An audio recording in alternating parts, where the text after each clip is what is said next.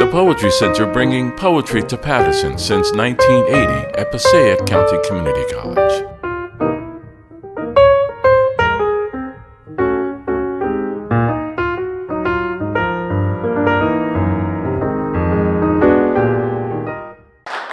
And I get a chance to give a shout out to John Ming, who has been working with me on these programs since, I think, before 1980.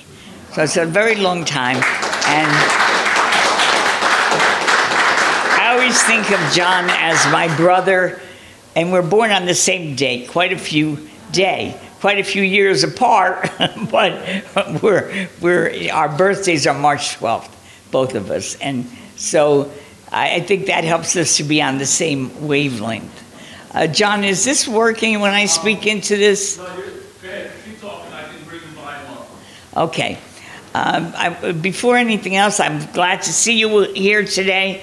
It's a beautiful day out. Sometimes I worry that the beautiful days take our audiences away.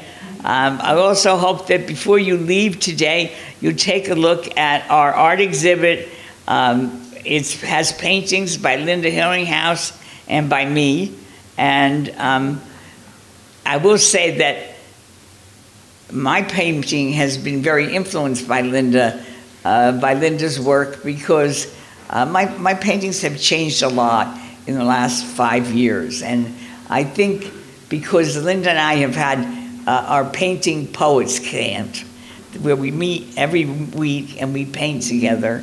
And so in a way that influences you by watching the other person paint.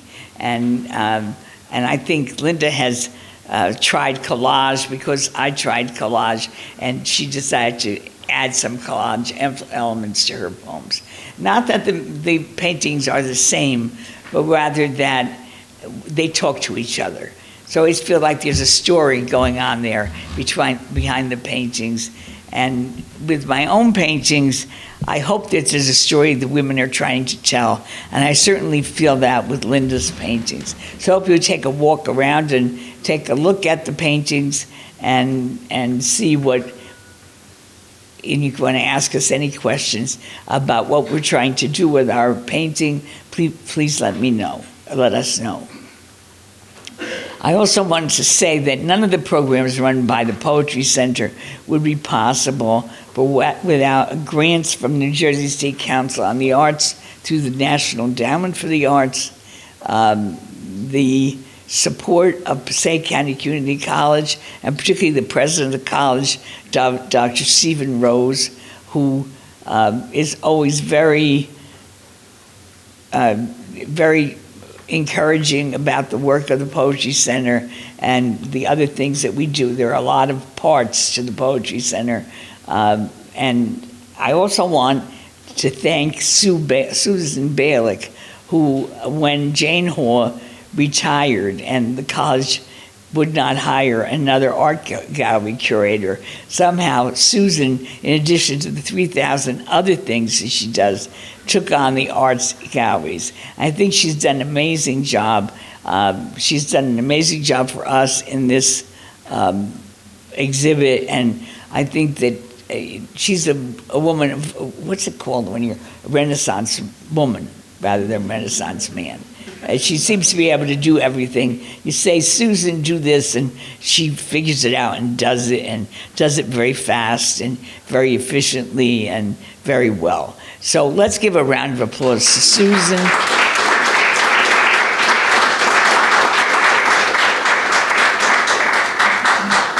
And also to Smina Desai, who is my secretary and all-around helper. And she's out there selling copies of the magazine and copies of books.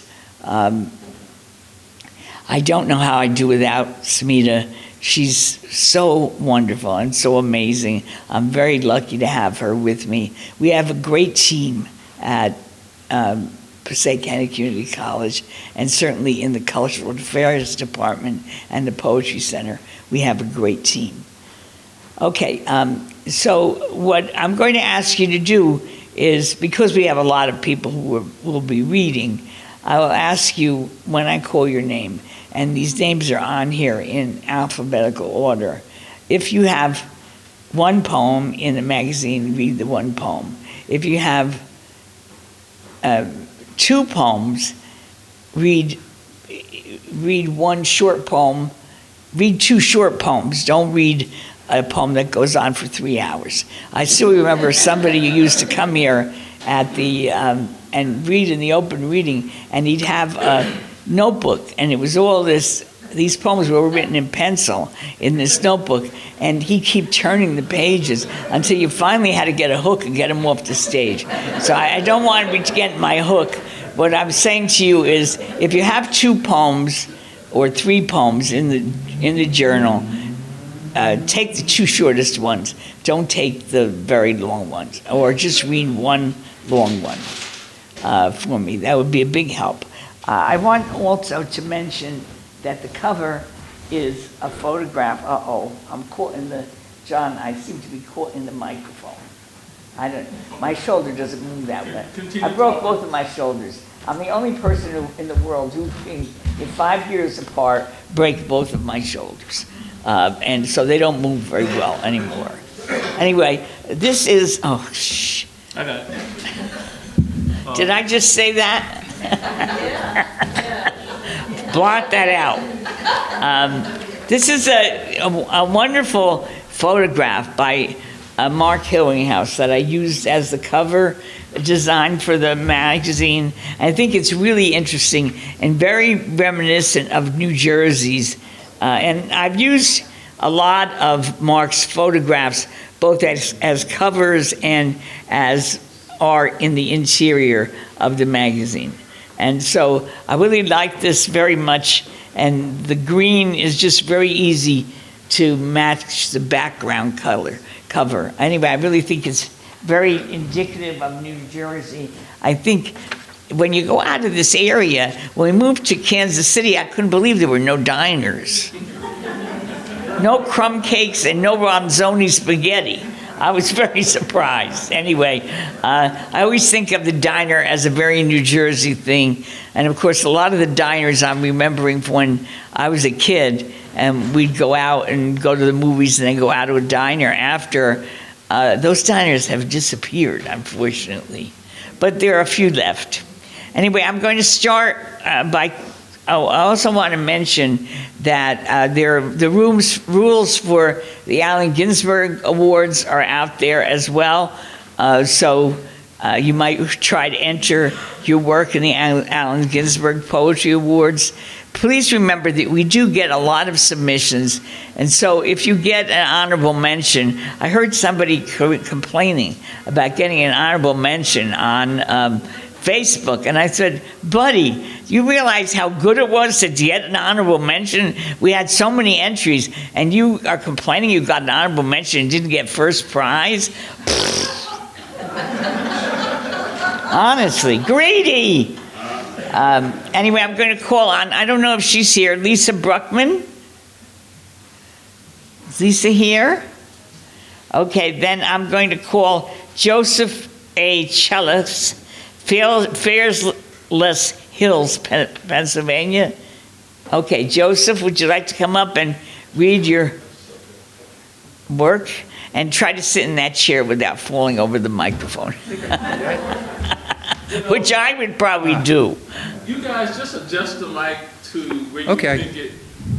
Yeah, that's fine. That'll be fine. I'm used to like leaning forward and things anyway. So. Did I say your name correctly? No, Chellius. it's Chellius. Chellius, yeah. Chellius. So okay, my poem. It's one about my father, who I've written a lot about over the years, and I grew up in a large family with 6 kids. My grandmother lived with us, and so we were a little pressed for space. My dad was a teacher and administrator, and he used to grade papers, and he never had a place to do it. So it was always a little section of the living room where he just sort of had himself in a cramped little spot to do it. And this poem is a tribute to that and to him. The Corner Study. Sundays after supper, my father went to his makeshift study, that cramped corner of the living room, where in a rust-colored chair he graded papers in his lap. placing by the vase on the console or the desktop of the radiator his finished work in disheveled stacks. Yet years later, with the house opened up, the six of us grown and moved away, he kept the same study, requiring nothing more, it seemed, than this retreat in the corner, where with a mug of coffee he read the Inquirer or sorted mail, scholar of the bank statement and insurance claim. An early light, he took in the breeze as he sat by the windows, staking this hour alone with the doves and cardinals, the finches at the feeder, before a car, a mower, the arrival of company could intrude on his study, before a day made claims with balances due. Thank you. Wonderful, Joseph.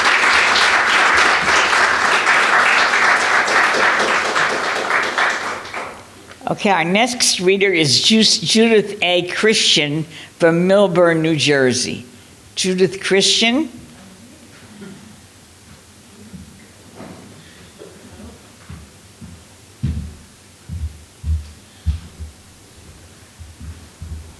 I'm grateful to be here. This is my first time here. Although the man I live with has had a nice career in the math department here, so we're very fortunate. This poem is called Come Together. Don't you think all our mistakes orbit us? All the fat-fingered, wrong notes on the piano. Moments of excessive shyness that led to missed hellos and chances. Don't you think they are all spinning like plates on sticks in a boxed archive of the Ed Sullivan Show? I have been up all night waiting for snow. My father brought us our first stereo, carried it home under his arm, walked it along the hollowed Newark winds, cold, leaving Bambergers determined but not mistaken, dropping the needle onto Abbey Road on Christmas Eve. Come together right now over me. Oh, wonderful. Thank you, Susan. Next is Suzanne Cleary from Peekskill, New York.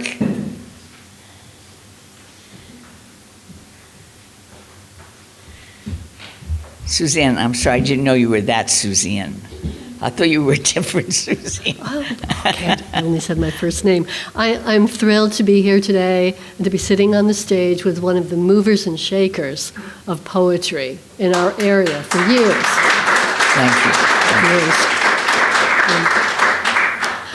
I'm so honored to have a poem in this issue of Paterson Literary Review, and I decided to read this poem because of the artwork in this room right now with all these women in delightful dresses.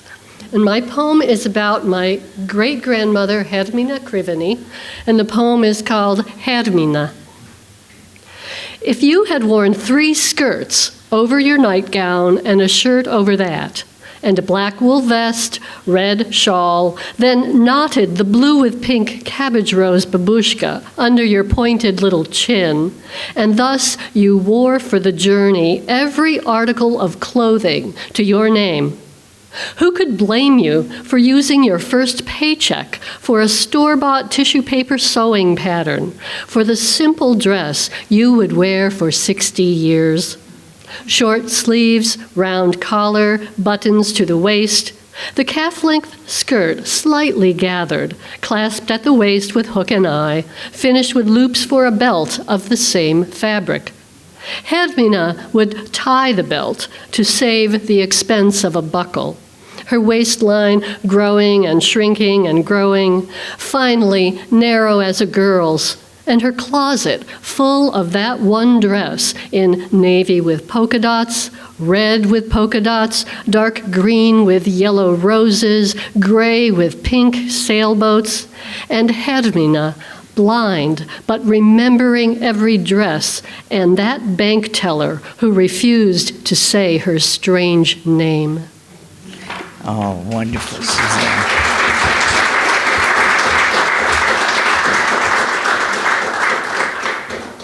R.G. Evans, Elmer, New Jersey. I didn't see Bob Evans.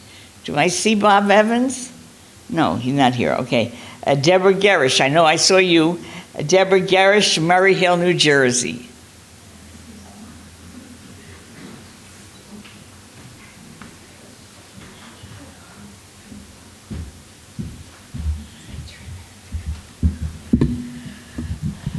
Hi, everyone. Hi, Maria. It's a pleasure to be here. Thank you so much. And my poem is a tribute to my mother, Kintsugi. My mother's sewing basket is chipped and woven, tied with ribbon. It spills with thimbles, sewing needles, spindles of pearlescent metallic thread. As she repairs my pullover sweater, my pleated plaid skirt with its ripped hem, stitches a torn collar with finesse, or fastens loose buttons on my tea-length dress, I love her golden joinery. Everything about me that was broken, how she'd mend this daughter with her spools of thread, whenever my heart unraveled. Oh, Deborah, so wonderful.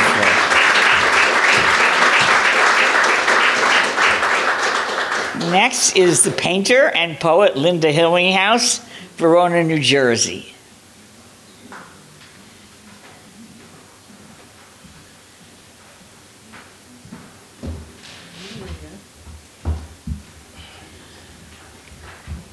Thank you all for coming. This is a really exciting day, I think, for both of us. Not that Maria hasn't been running workshops and poetry readings forever, and the literary world owes her a debt of gratitude, as everyone knows.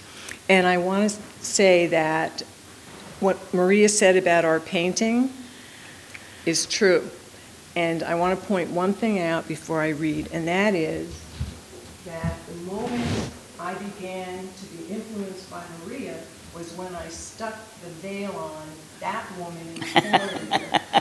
I was at her house doing the painter's poets camp, as we called it, and she had this piece of netting lying around, and there was something about that painting of mine. I thought it didn't earn its size. So I just stuck that netting on and I said, yeah, that works. Truly. Yeah, really. Okay. So I'll read two short ones. Yeah. Okay. The first one is called The Last Day of My First Life. I can see the scene so clearly. His apartment on Riverside Drive in 101st. With the partial view of the Hudson. He's sitting on the bed, and out of his beautiful Keatsian face are coming sounds, neon red flashing, and I think he's been seeing a therapist, and I know what's coming, and I'm barely hearing him through the ice forming in my head and chest, and the bed is getting smaller, receding into his new realm, where I will cease to exist, and I see that New York is no longer outside the windows. I think he's saying he met someone, and I am turning into no one, just some messed up girl he used to know.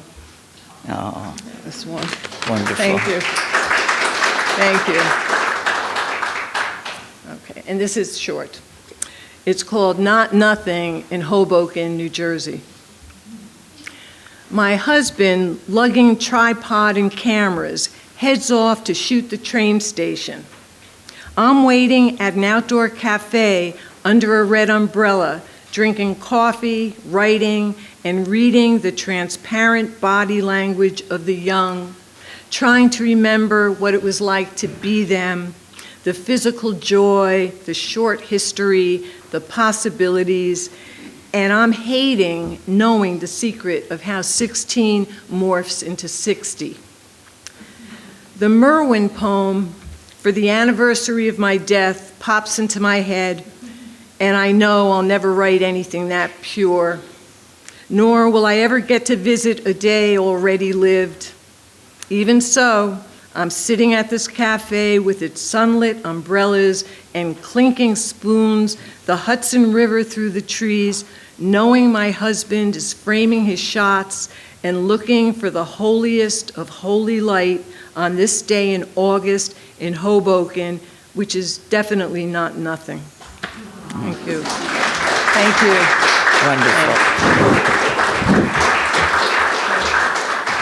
Pamela Hughes, Verona, New Jersey. I know these names, but then I can't remember people's faces. It's terrible. Okay, I don't think she's here.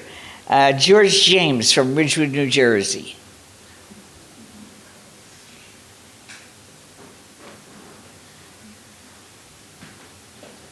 Hello. How are you?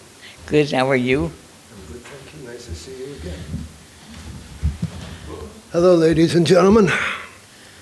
I just want to say one thing before I read the poem. There was a newspaper here called the Paterson Morning Call.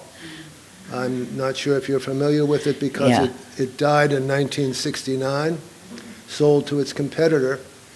It was roughly 70 years old and had 5 years to live when I went to work there as a newspaper reporter. When the paper died, I was a city editor, and I don't take any blame for it failing. But the reason I call your attention to that, aside from the fact that I work there, is that it's across the street. The building that I worked in and that the paper was in for so many years is across the street and one door down. And it seems like to me this morning very odd to be here about to talk about a poem when I walked out of that building 57 years ago or whatever it was, walked across the street and came in here to tell you about it. Wonderful. And I remember it very clearly. I mean, it's a big part of my childhood. Yeah. I remember when it closed, too. Well, this is called Paterson. It's not by William Carlos Williams. And it's dedicated to Edward C. Norton. Newspaper colleague, fellow plotter, old friend. How many years have passed since we lingered in that small parking area behind the morning call, and while our wives held dinner, spoke of escape on the last train out of the Bulgaria of our careers to New York City, the big time, and newspaper glory. The great falls of the Passaic flow on as when Hamilton first envisioned them powering a national manufactory and become myth in the poem by William Carlos Williams, who imagined them charging the spirit of the city's people. Our children are grown now, and their children are seeking their own glory. They have listened to our rowdy tales as we did to those of our own old-timers, about how the gruff mayor arrested Allen Ginsberg, a native son, for smoking marijuana at the falls, how a contractor demolished buildings by driving a surplus tank through them, how our beloved city editor announced with glee that someone had seen a seal in the Passaic River. Newspapers die, young people still dream, old men reminisce. Not many know my history, as well as you do, and I yours. We did get to New York. We did work on big city days.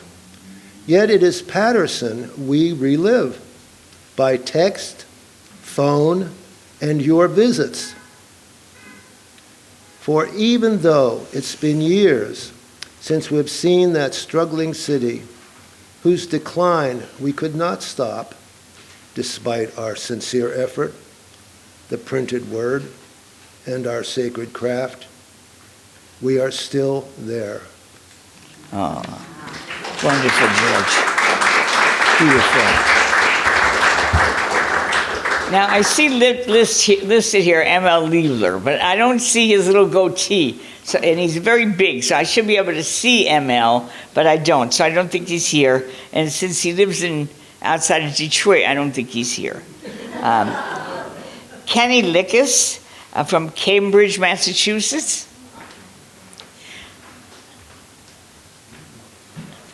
That's a long trip, too. It was. I happened to be in New Jersey this weekend, so it was very fortunate. But I want to just say what an honor it is to be here and to be on stage with you. A friend I made in a poetry workshop introduced me to your poetry. And your embrace of your immigrant heritage, the Italian heritage, is what inspired this poem. Thank you, Jer. Yeah. And so you may know the Greek word for grandmother is yaya, and the Greek word for grandfather is papou. And this is Yaya Lycus. When the pandemic hit, I thought about how I knew you died in 1918 from the flu, but only recently had come to understand you died in the great influenza epidemic. You had given birth to 7 children in 9 years, my father being the oldest, and 9 when you died. From your Greek name, Eleni, came my sister Helen's name and my 3 cousin Elaine's. Years ago, I realized that none of us knew your maiden name. What else? I wondered where in Greece you were born, how you met Papou, how the 2 of you were able to get to America, what it was like mothering your 7 small children to be Greek immigrants in Birmingham, Alabama in 1909. I wanted to know what Papou thought when the customs clerk at Ellis Island told him, your name in America is Lycus, not Eleftherolycus. But by then, no one alive could speak to these things. A studio photograph survives of you and Papou with your firstborn, my father, on your lap. Your 3 faces form a triangle, with yours the highest point. Papou is wearing a pinstripe suit, white dress shirt, and necktie. You, a white ruffled blouse with a high round collar. You wear your hair up glamorously, and Papou sports a thick mustache. The 2 of you look determined, proud. Still, only the baby is smiling. When a loved one dies, Greeks say, may their memory be eternal. So we wish. I look at your picture, think of your maiden name, and know better. Oh, wonderful.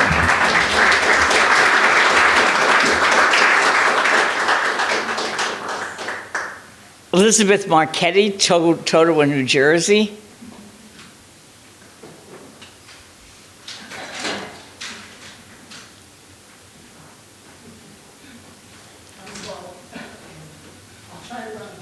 Don't rush. We'll wait for you, Elizabeth. Don't worry. My daughters accused me of racing through the house with my water. Put that up there? Okay. Yeah, that's. You're not the only one, Elizabeth. But I'm in good company, Maria. You're in recovery? No, I say I'm in good company. Yeah. You, meaning your company. I'm so honored to be here with all these wonderful poets. And this is a poem that it just came out of my head. And I was surprised that it's in the magazine. What I am thankful for: my family, that my children grew up and are still healthy, that they have blessed us with grandchildren, that my husband of 71 years is still in good shape at 92, can drive and take care of me, that it was only my hip that I broke, that I didn't hit my head that day, that the doctor who mended my hip is understanding and agreed that it is safer to use the walker than a cane, that my brain is still functioning most of the time, and I can still write poems, that my new middle name is I Forgot.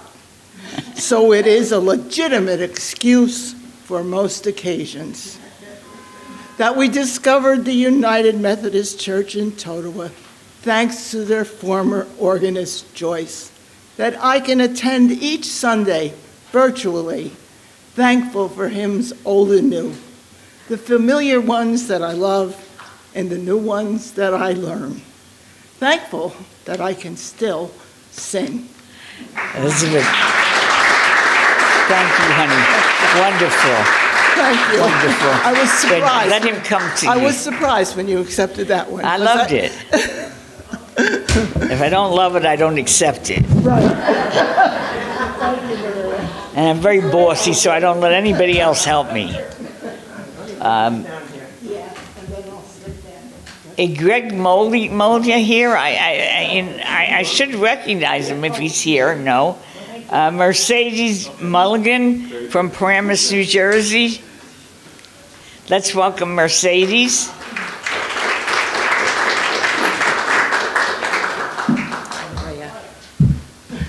Oh my, let me look. I have to say, a very dear friend of mine is here today. We know each other since high school. Her name is Vicki Doty, and I'd like you all to welcome her because I didn't know she was coming. We haven't seen each other in a while. She was in my wedding. I mean, we've known each other for over 50 years. And how Vicki wonderful, isn't old it great? friends. Look how beautiful she is. Vicki, raise your hand. She has to stand up. Yeah, she has to stand up, please. 50 years. You couldn't have known her 50 years. She's way too young. She's wonderful. But Maria, what an honor it is, thank you, to be here with you and with such incredible poets. My poem is called Scarred. The wind howled like a hungry wolf that winter of 1956. Indoor temperature lower than it should have been. My mother found and gave comfort in food. So in the Cuban culture, what could be better than fried plantains? She knew my sister and I loved them, and she wanted to give us some sweet maduros, which cooked in scalding olive oil. Mom had put on comfortable clothing, ready to hum or sing as she cooked. An old raggedy towel hung over her left shoulder as I watched the placing of the thickly sliced bananas in the sizzling, bubbling oil. She didn't notice how quickly that old kitchen towel caught fire as she bent slightly to turn the banana slices. Dropping the towel is the last thing I remember. In retrospect, it was like watching a movie with the sound turned off. Where was my mother? Neighbors had come to the apartment pushing us out the door. An elderly lady we called Aunt Rose met us outside the apartment building. I kept asking for my mother, but no one answered.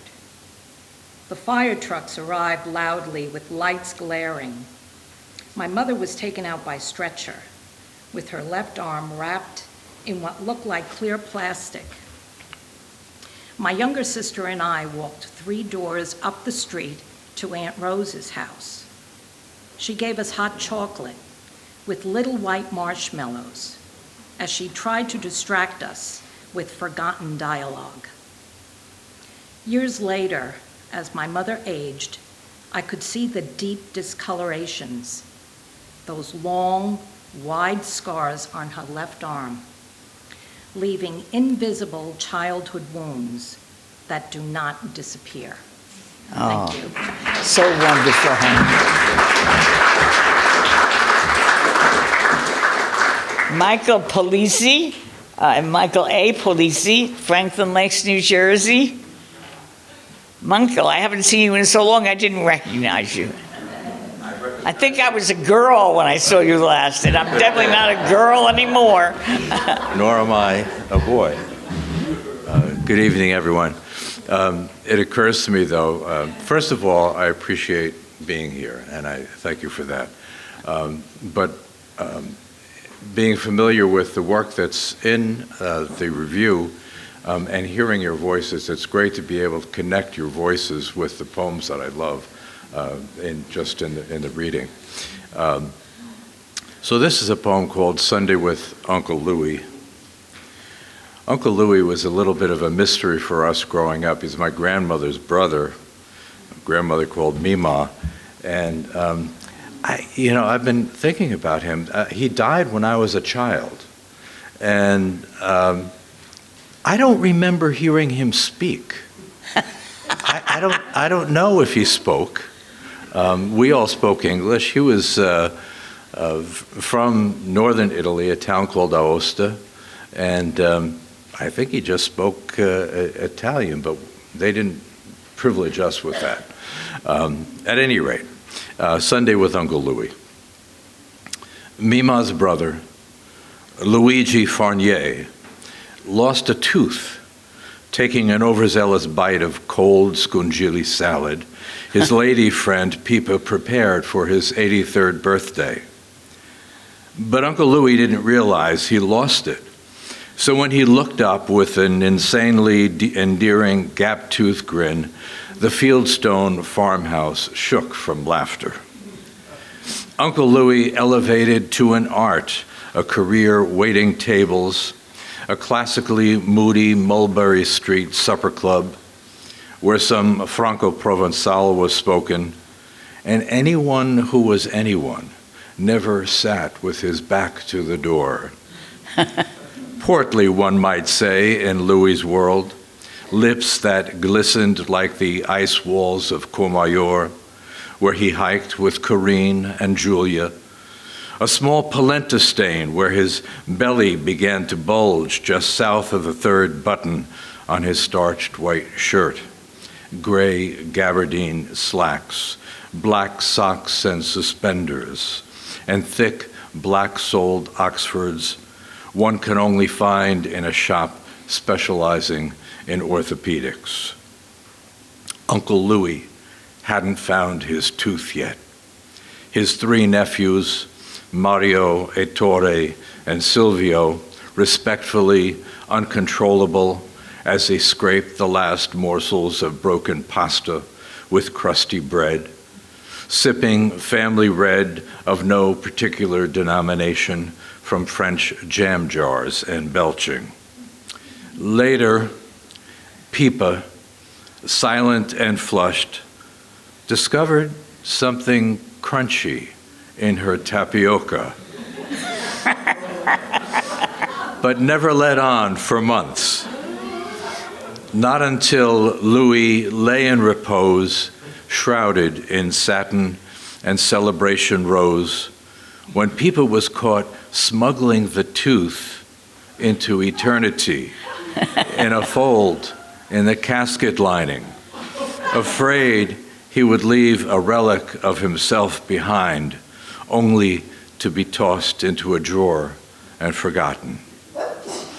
The sun, on the morning he passed, appeared unapologetically, enough light for Uncle Louie and his essence to squeeze their own way unassumingly out. Wonderful, wonderful.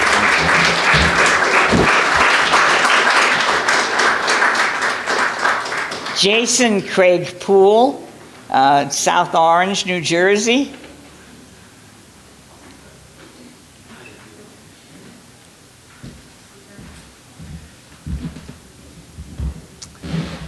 Hi, everyone.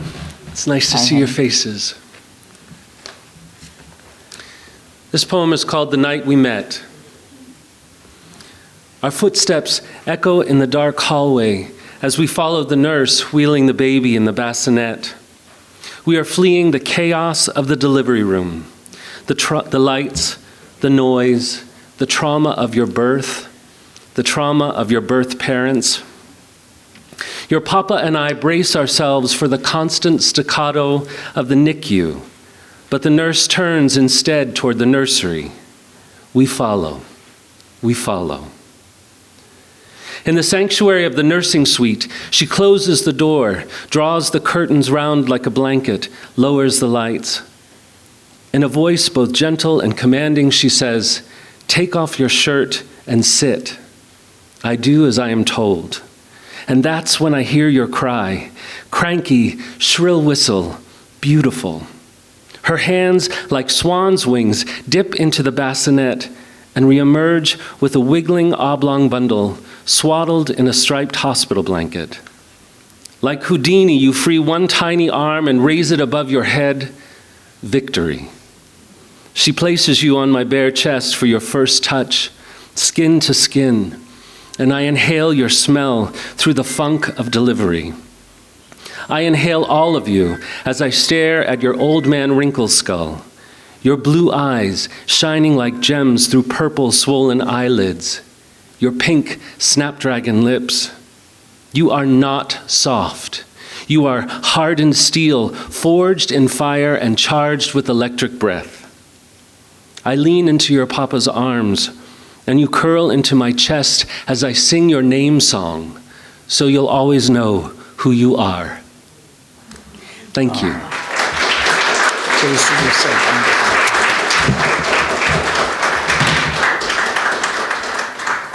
Kenneth Ronkowitz, Cedar Grove, New Jersey.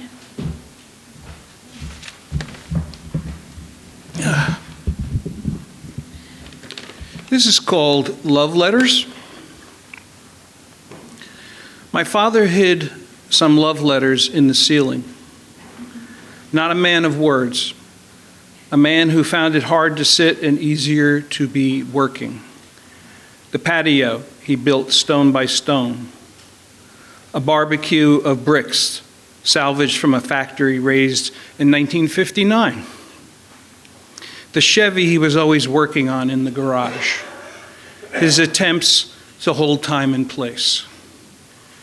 The Chevy, his first newish car, his first good job, the war 14 years behind him, a daughter just turned teen, me ready for first grade.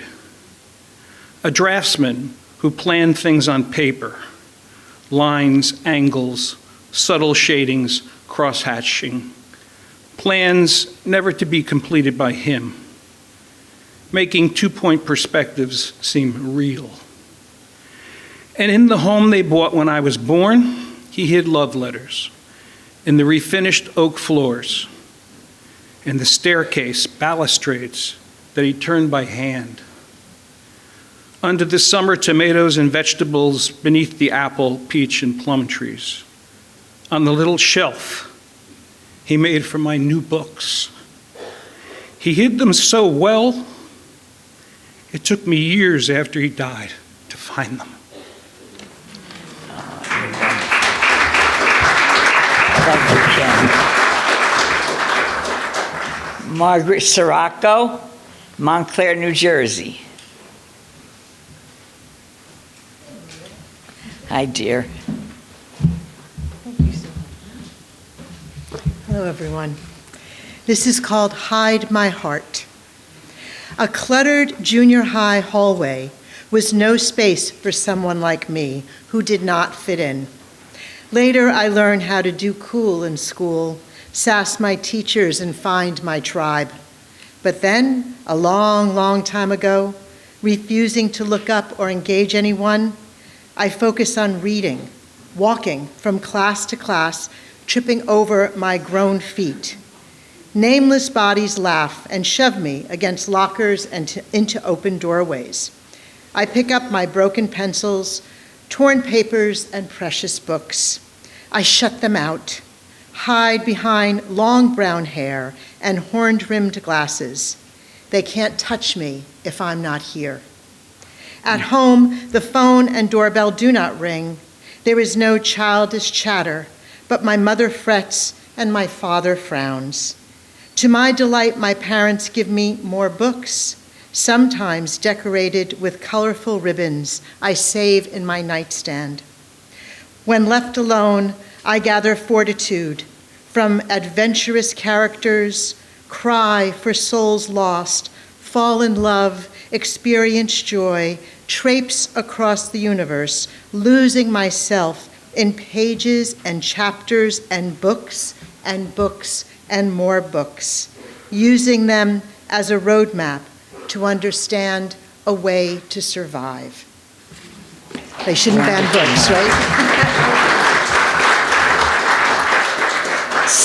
Steve Smith from Pennington, New Jersey. Oh, wow. Terrific poetry. It's really an honor to be Isn't here. it? Yeah, it really is. I have good taste. My poem is on page 207. It's called The Cod Liver Oil Mandate. Reading news article after news article about whether to get another COVID booster shot or not, or how to promote the use of masks without mandates, about policymakers loath to being seen as coercive. I scratch my head, not sure if there was too much information or not, and think back to the days when I had no choice, even though I'd already been vaccinated for polio, smallpox, diphtheria, and tetanus, when my fiercely protective mother would line me and my brothers up every day against our will in the living room before school for compulsory spoonfuls of cod liver oil. We'd wince and gag the slimy potion down with the promise that it would keep us strong and protected from ailments of all kinds, along with the threat of having our allowances cut off. Then bolt out the door onto the waiting school bus, book bags in hand, and as we scrambled down the aisle of the bus full of smiling faces and runny noses, we felt completely invincible, all of us happily shouting and spraying each other with germs. Thank you. Wonderful. Barbara H. Williams from Princeton, New Jersey.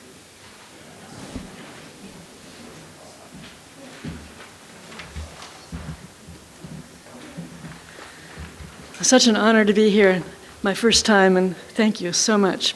Beautiful poetry, everyone.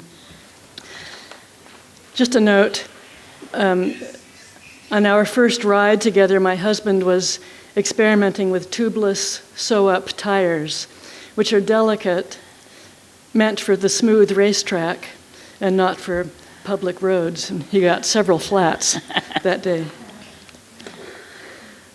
Love on Wheels.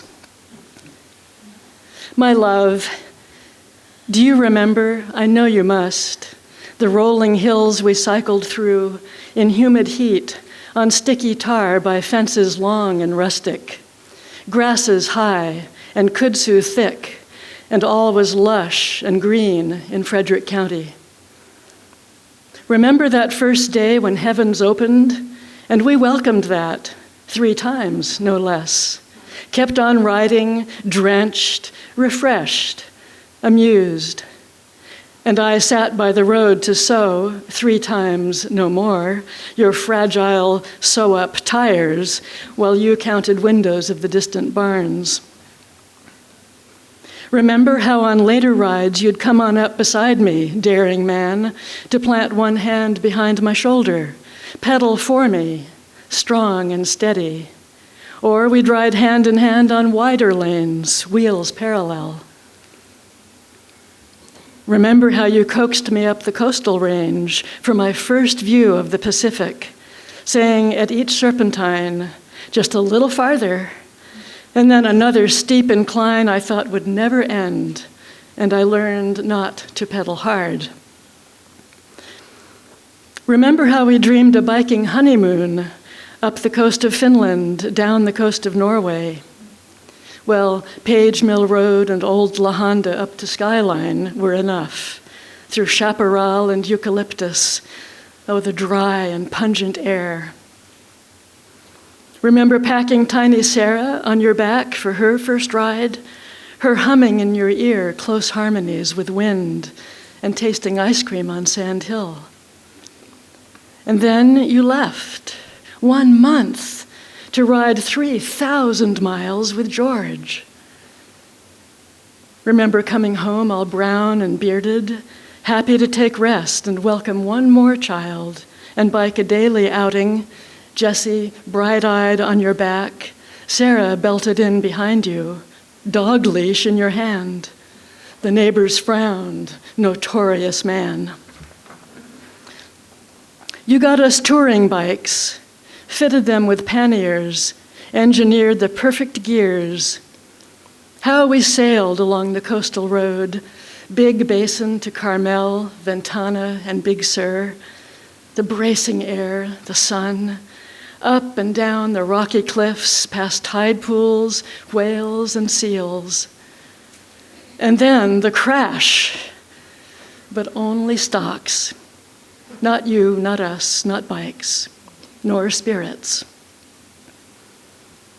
Remember how we shifted gears and turned to live and bike elsewhere, hand in hand abroad, through Roman arches and medieval towns, together wheeling some years of otherness among the vineyards of Alsace, a patchwork land of pagans, dukes, and saints, and forests blessed by druids, farmlands carved by ancient rivers, blood-soaked former battlefields. And you biked up the ringing valley for our daily bread. And once we pedaled up to Donau-Eschingen to weave along the Danube all the way to Ulm. Remember starting fresh again stateside. We braved the logging traffic north through Maine to Canada in unrelenting rain and biting cold. At last, we gave it up a while, until the quiet Princeton summers when we too ventured gentle loops on local paths and crossed the Delaware to celebrate our decades, slowed and breathed and savored, counted blessings. Remember how we did our very best and laughed to tears and couldn't stop. Surely you remember still these cyclings, and not the wheels of your last bed which never rolled at all, nor those that coasted your remains in sacred silence down the drive. One last glide, which I'll remember ever, smooth and free and graceful, so like you. Wonderful, Barbara. Beautiful.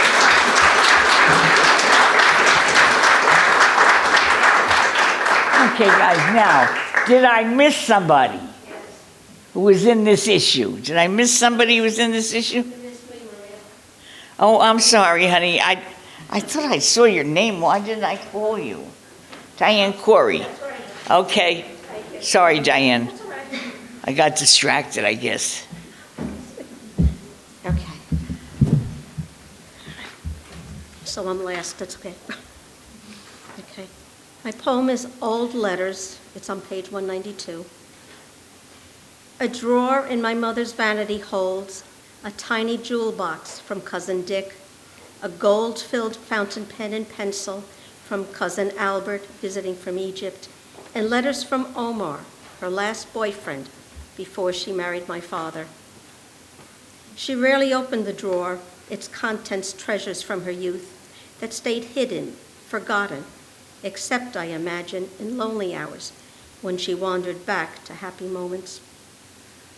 We sort through all she left behind, her clothes, her pots and pans, the manuscript of a novel she started but could not complete, and that drawer with private treasures.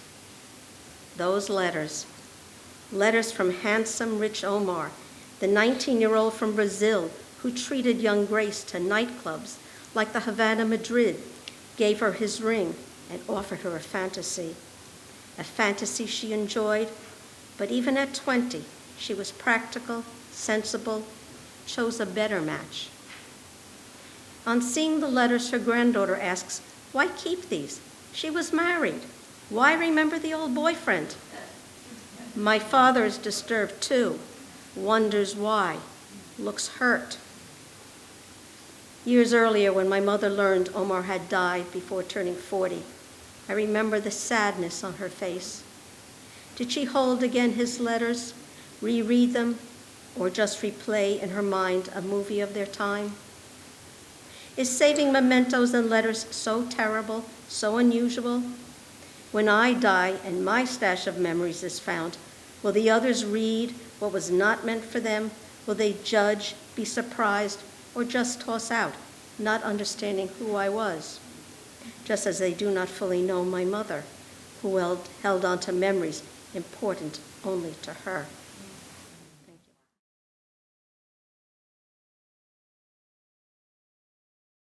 I'm going to start with David Stanford Burr. It's a pleasure to be here with Maria and all of you and these vibrant paintings.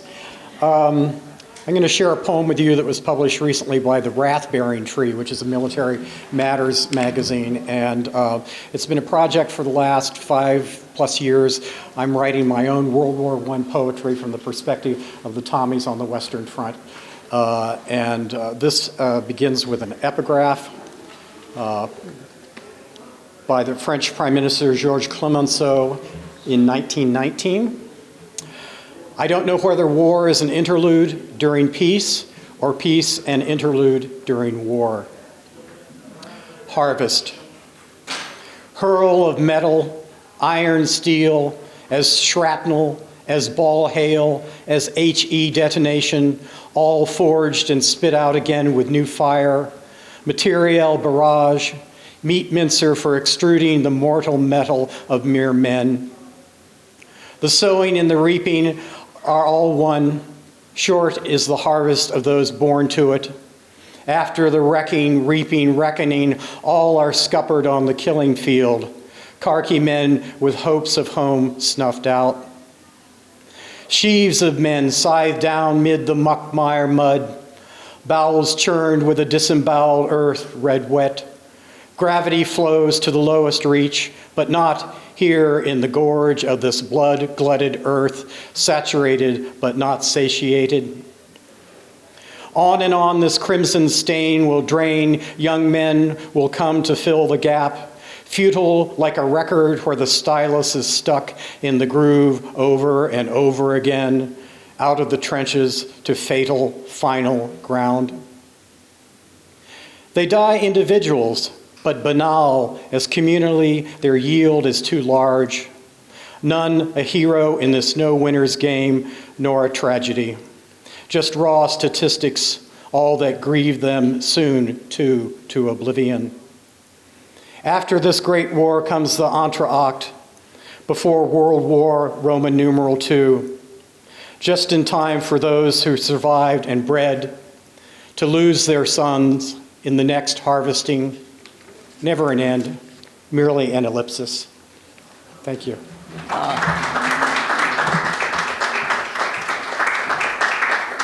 Pat Wardra.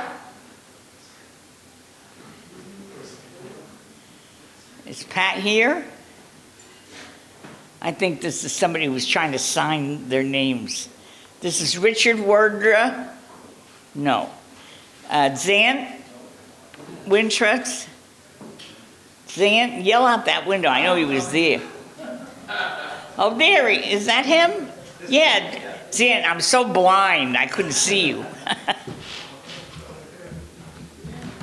Maria, I showed up with everything except my notebook of poetry, so here we go. Well, that's okay.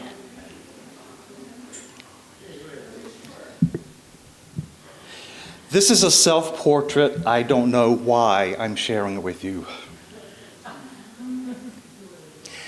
My anti-snoring device mouthpiece sits right below my chest and atop the top of my belly. Now, truly just that, my belly. Once referred to as my 30-inch waist, my abs, my six-pack, my eight-pack even, my now belly, looking like the result of something like 68 six-packs, is probably part of the reason I require the aforementioned anti-snoring device mouthpiece.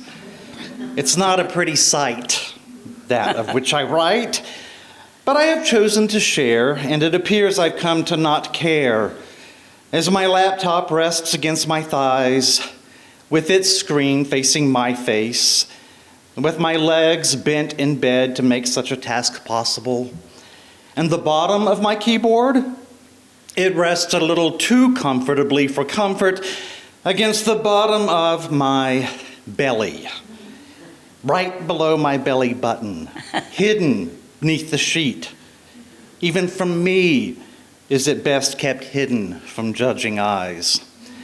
And though, dear audience, I can't see it, my belly button and all that, I've just let you into bed with me that you might see all that. What was I thinking? As I obviously wasn't thinking, like I wasn't thinking either that I'd ever let myself get like this. Tomorrow, I joined the gym. No, day after tomorrow. I got breakfast, lunch, and dinner plans tomorrow. Thank you. I love it,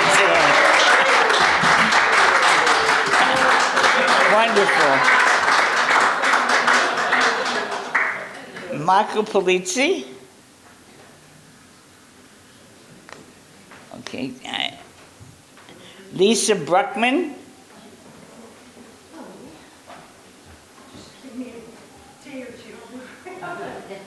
Be careful, sweetheart. Need a new head.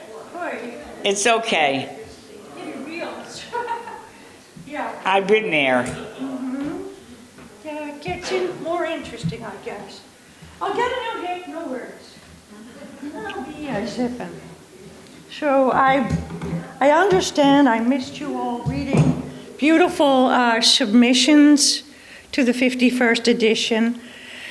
So, but I can say I made the 51st edition, and this is a first for me, but I didn't make the reading on time, so you'll have to bear with me. That's okay, Dolly. Oh, yes, yes. So this is my poem. I feel like I'm a schoolgirl. My name is Lisa Brockman, and it's titled Color Rich Soul. That glowing forsythia bush, outside my big girl window fragrances, memories of our Burlington Street home. Those kindergarten days of color explosion as amazing and rich as the rainbow of Mrs. Hughes' vast paper closet at Memorial Elementary School. Each April sunrise, I noted the change in my forsythia friend as the spring's warmth coaxed fresh, vulnerable green leaves from nubs that speckled those ruler straight branches rising from the earth of our backyard. In later April days, this moppy green brush opened itself to the love of the sun, its giving warmth, and floral buttons appeared, opened, to paint the bush a rich yellow, make it shine with a concerted surprise of yellow blossoms unwound, like the colored wax papers twisted open at each end of Provincetown saltwater taffy, bought after newly made in the old candy shop, topping a sandful family day settled on Nauset Beach, playing tag football or frisbee with my young parents, splashing in cold Atlantic waves and pretending myself a seal or the maker of water fountains that sparkled like living water as it rose into the color-filled, light-giving sun, a stellar diamond, embedded as if star sapphire splay across a deep hue sky, an open span as portal pure. Wonderful, honey. Thank you. I'm glad you made it. Thanks for listening to me. Adrian Lindsay? Adrian Lindsay? Oh, Adrian? Okay.